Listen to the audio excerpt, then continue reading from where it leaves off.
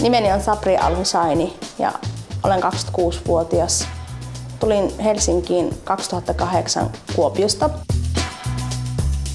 Minä luulen, että mä en saisi mitään OK-hankkeesta muuta kuin että ystäviä.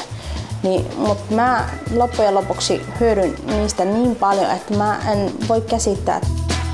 OK-hankkeessa käsiteltiin aika monia asioita, että kuten esimerkiksi kaiken tärkeä on sille, että miten kannattaa mennä työhaastatteluun, millä asenteella ja minkälaisia vaatteita ja minkälainen katsekontakti, miten katsekontakti voi olla yhtä tärkeä, miten yksi kättely voi olla niin tärkeä, että sä sait sen työpaikan. Jopa tehtiin harjoituksia, minkälaisia yrityksiä kannattaa tehdä ja minun yritys voitti, että Restaurante Bagdad.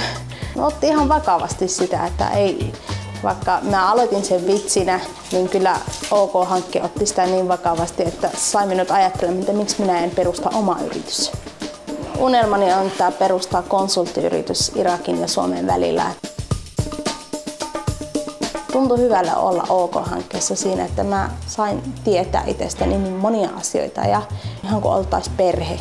Että ei vaan me nuoret, myöskin ohjaajat, niin pystyimme puhumaan heille ihan kaikkea, että ei tuntunut ollenkaan, että vierailta.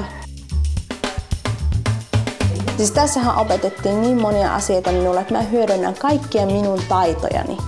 Ja että minulla on niitä. Ja Suomi tarvitsee minua. Ei Suomi pidä minua pakolaisena. Ja mä oon hyödyllinen, enkä ole hyödytön.